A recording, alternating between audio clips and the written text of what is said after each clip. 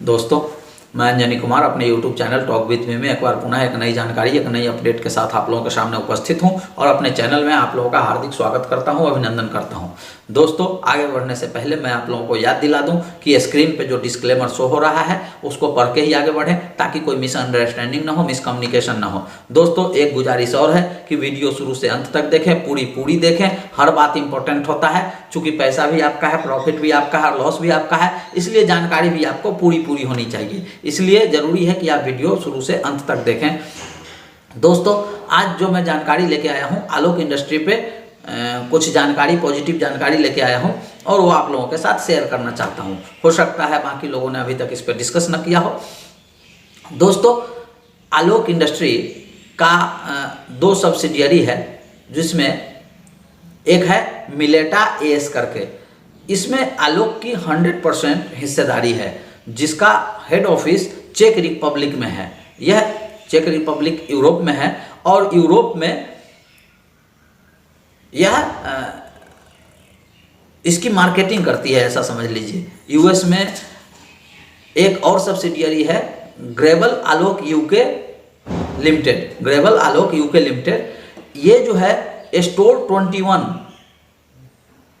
के नाम से रिटेल चेन चलाती है। स्टोर 21 चेन पूरे में लगभग 200 इसके रिटेल स्टोर हुआ करते थे।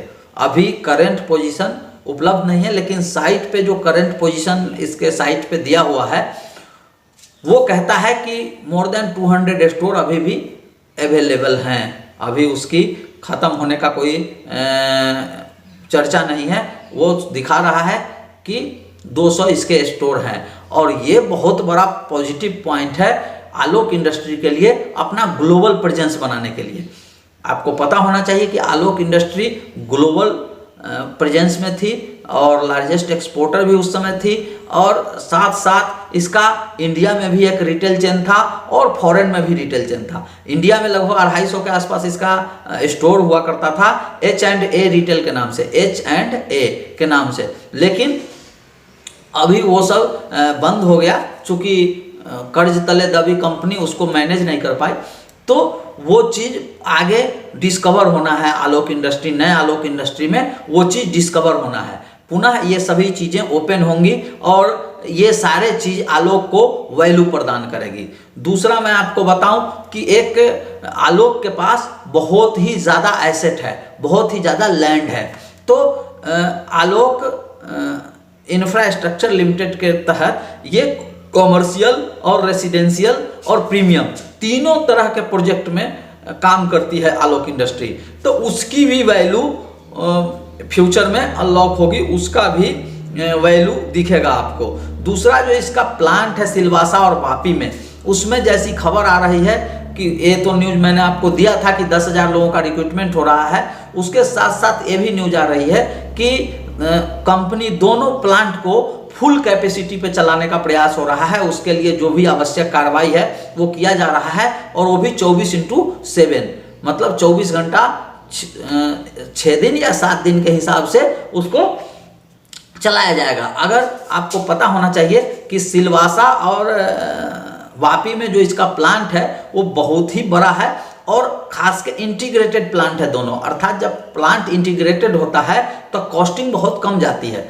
तो इंटीग्रेटेड प्लांट होने से कॉस्टिंग भी कम जाएगी। और आपको ये भी मालूम होगा कि आलोक के पास जितने भी बड़े ब्रांड इंडिया के और फॉरेन के मौजूद हैं वे सब इसके कस्टमर हैं।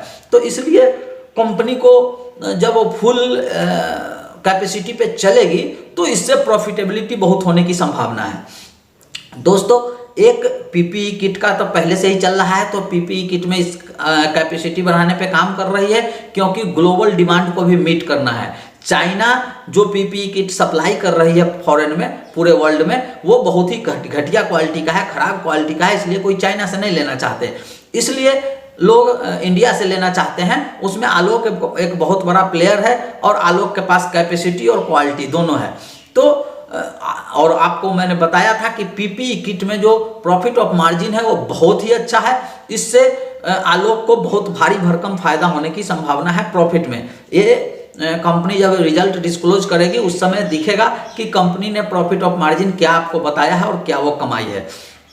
उसके साथ साथ जून से 1 जून से इसके प्लांट में N95 मास्क भी बनना शुरू हो गया है, जो 1 सेकंड में 1 मास्क बनाती है मशीन। और कई सारे ऑटोमेटिक मशीन इसने परचेज किया है इस चीज़ को फुलफिल करने के लिए। दोस्तों इसमें मैनेजमेंट भी चेंज हो रहा है, सिक्योरिटी भी चेंज हो रहा है, और तरह तरह के डेवलपमेंट हो रहे हैं जो आपको इसका वैल्यू जनरेट करेगा और इसका जो ओरिजिनल आलोक का जो वैल्यू होना चाहिए वहाँ तक ले जाने का प्रयास करेगा। दोस्तों मैंने जो पिछला वीडियो बनाया था प्रेफरेंशियल सेल के कन्वर्शन पे, वो मैं आपको बता दूं कि बहुत सारे दर्शक नाराज रहे कि उसकी अभी क्या आवश्यकता है, वो 1.5 साल के बाद घटित होगी। बिल्कुल उन्होंने सही कहा था कि 1.5 साल के बाद वो घटने वाली है। चूंकि कुछ लोगों ने पूछा था, मेरा बताना फर्ज था एक यूट्यूबर होने के नाते, जो भी प्रश्न आप लोग करते हैं उस पर समय समय पे बताना मेरा जरूरी रहता है।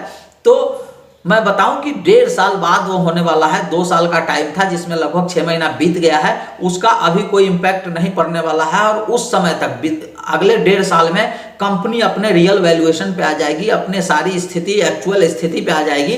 तो उस समय उसका प्रभाव शायद नगण्य रहे, ये भी हो सकता है। तो और कोई जानता भी नहीं है कि उस समय उसका शेयर प्राइस क्या होगा। दोस्तों इसी के साथ मैं खुद आपको बताऊं कि मैं खुद आलोक इंडस्ट्री पे पहला निगेटिव वीडियो बनाया था। चूंकि हमें जो लगता था उस समय तक, जो नॉर्मल चीज़ उस समय तक मैं आलोक को समझ नहीं पाया था, उस हिसाब से मैंने बनाया था। उसके बाद जैसे जैसे डेवलपमेंट सामने हमारे आते गए, तथ्य आते गए, सबूत आते गए, वैसे वैसे मैं अपना व्यू चेंज करते करते जो पिछले से पिछले वीडियो मैंने बनाया था उसमें मैंने स्पष्ट कहा था कि आलोक की वैल्यूएशन 100 रुपया के आसपास मेरे हिसाब से आज के डेट में अब बन रही है। जितना अमेंडमेंट हो रहा है, जितना इंप्रूवमेंट हो रहा है, जितना आलोक के अंदर डेवलपमेंट हो रहा है, इन सब की स्थिति में आलोक 100 रुपया के प्राइस को जस्टिफाई करेगा जल्दी ही। और मुझे जैसा वॉल्यूम लग रहा है और जैसे इसको कवरेज मिलना शुरू हो गया है टीवी पे, और जैसे बड़े बड़े निवेशक इसके तरफ आकर्षित होने लगे हैं इस रेट पे, वैसे मुझे लगता है कि 50 रुपया तक तो सर्किट शायद खुलनी भी नहीं चाहिए आज के डेट में जो स्थिति है, और 100 रुपया बहुत ही इजिली क्रॉस कर जाना चाहिए, ऐसा मेरा मत है। इसलिए जो लोग इसमें इन्वेस्टेड हैं, मेरा अपना मत है कि वो लोग को तो कुछ सोचने की जरूरत ही नहीं है। वो लोग बिल्कुल बने रहिए और लंबे टाइम के लिए बने रहिए, बिल्कुल उसको बेचने की नहीं सोचिए। और जो लोग नया इन्वेस्ट करना चाहते हैं उनको मैं कुछ नहीं कह सकता, उनका अपने फाइनेंशियल एडवाइजर से संपर्क कर लें, अपने विवेक का इस्तेमाल करें, चूंकि ये काफ़ी बढ़ चुका है। दोस्तों इसके साथ ही मैं आप लोगों से निवेदन करता हूं कि जो लोग अभी तक मेरे चैनल को सब्सक्राइब नहीं किए हैं वो जल्दी से जल्दी मेरे चैनल को सब्सक्राइब कर लें और बेल आइकन को भी दबा दें, ताकि उनको समय से नोटिफिकेशन मिल सके।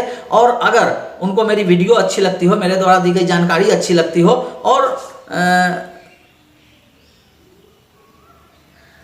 मेरा बात अच्छा लगता हो, तो वो ज़्यादा से ज़्यादा शेयर करिए, लाइक करिए और कमेंट करके अपने विचारों से अवगत जरूर कराइए। इसी के साथ मैं जनी कुमार आप लोगों से विदा लेता हूं। फिर अगले वीडियो में एक नई जानकारी, एक नई अपडेट के साथ मिलता हूं। तब तक के लिए नमस्कार।